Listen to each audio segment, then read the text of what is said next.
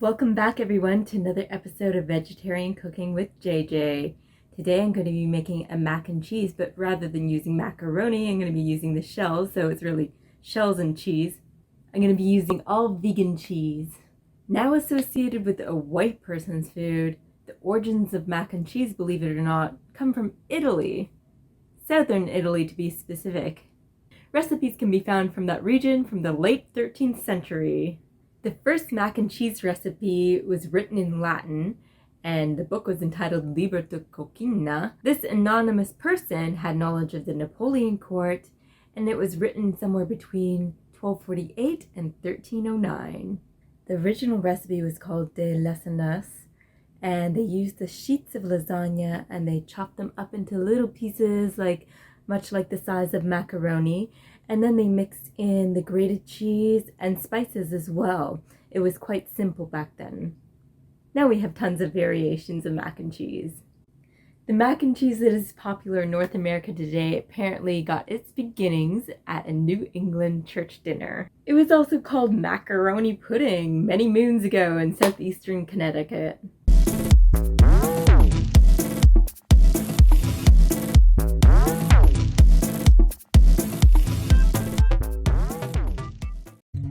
These are the large pasta shells we're going to be using. They're not that large. They're also vegan. They brought a pot of water to a boil and added our pasta. They added some earth balance to our hot pan. And our chopped red onion, our dried chili, which I chopped up, and some garlic. Stir it around.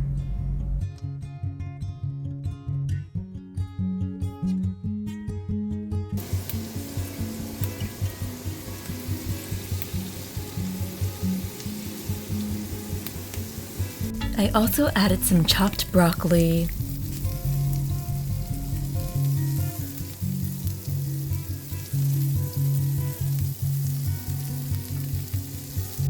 You will notice a different texture. I added some all-purpose flour. This will help with the thickness of our sauce. Feel free to use the gluten-free all-purpose flour. I also poured in some non-dairy milk. You can use any non-dairy milk of your choice. You will notice how it gets thick as we stir. I added some more earth balance, oat milk, and flour. You can add a little bit of each along the way. You want to increase it in size and also retain the nice creamy, thick consistency. Now I'm going to add our vegan Parmesan style Farm Boy shreds.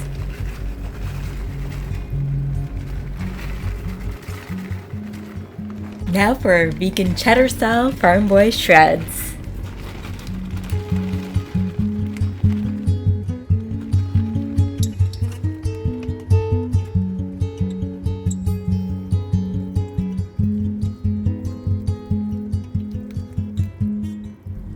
You want to give it a nice stir and make sure it's all incorporated nicely.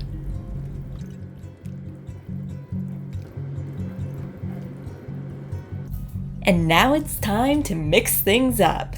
We got our sauce here. We're going to pour it all in and mix it up nicely. It's going to be creamy and delicious.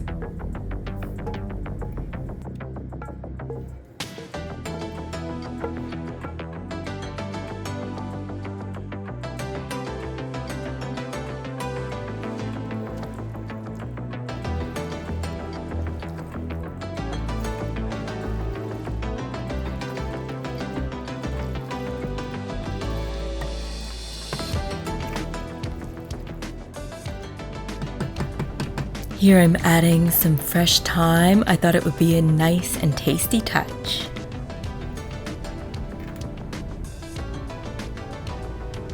Some ground black pepper as well.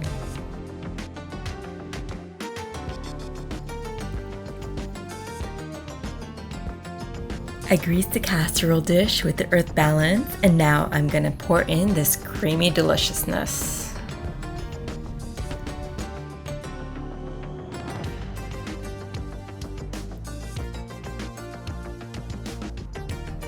Now I'll just slide this in the oven. Shimmy had a little samosa in there as the snack. And I thought the Applewood vegan cheese would be nice to grate and put on top. You can do this near the end of the cook time if you don't want it melted all the way through. Or at the beginning of the cook time if you want it really melty. Et voila! Here's our vegan mac and cheese with the shells, not the macaroni. Now I'm simply scooping it out and plating it.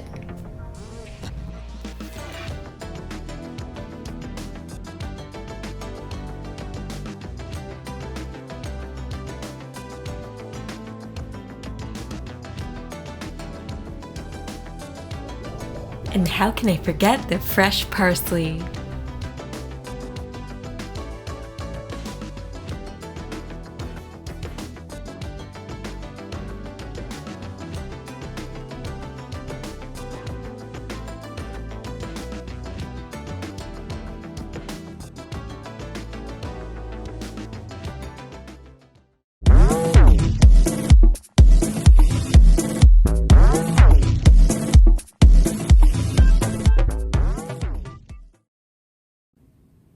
According to one source, the mac and cheese that we know today, Yankee Doodle came to town riding on a pony, stuck a feather in his cap and called it macaroni. Yankee Doodle, keep it up, Yankee Doodle dandy, mind the music and keep the steppin' with the girls behind you. So if you're not familiar with the Yankee Doodle song, you may think it's jolly good and all that, but really it's actually meant to be an insult towards Americans.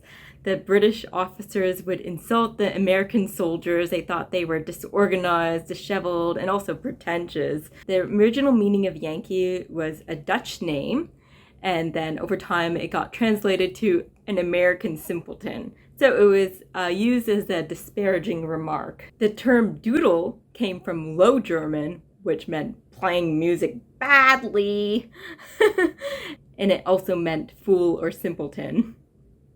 So macaroni wasn't the pasta that we know today. It was actually meant to describe a very elaborate high-fashion wig from the 1770s, and London Englanders, they mocked this fashion that the Americans were so fond of at that time. Dandies were considered men who were more concerned about their outward appearance, who were considered to be more superficial, into the high fashion, keeping up with appearances. Then there was what was categorized as a self-made dandy, those who put on the show to come off as noblemen when they really weren't, so they were kind of pretentious in that way, or labeled as pretentious. I'm not gonna judge.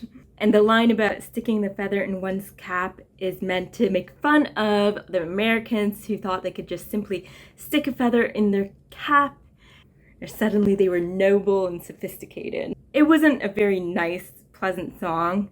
They were just making fun of more effeminate men of high fashion, and they all just thought all the Americans were not too bright, so it was a very discriminatory type of song. Then the Americans turned around the song and made their own patriotic version to make a comeback towards the Brits. In 1781, when Lord Cornwallis surrendered to George Washington, that's when the Americans became very prideful and sang their version of Yankee Doodle. Could not find the altered lyrics in this case, but the official song that came later on, Yankee Doodle Boy, this patriotic song was incorporated into a Broadway musical, Little Johnny Jones by George M. Cohan. It opened in 1904 at the Liberty Theater. It just goes to show how you can turn a negative into a positive and turn it around. If someone is insulting you, making fun of you, you can turn it around and have fun with it and turn it into something else. However, it is a shame that there was in fact bloodshed involved. The original version from the Brits to the Americans came about during the French and Indian War, And then thereafter, the Americans turned it around nearing the end of the American Revolution and got their comeback. And they sang it proudly once the war was over, and they succeeded. In 1781, when Lord Cornwallis in 1781, when Lord Cornwallis surrendered to George Washington.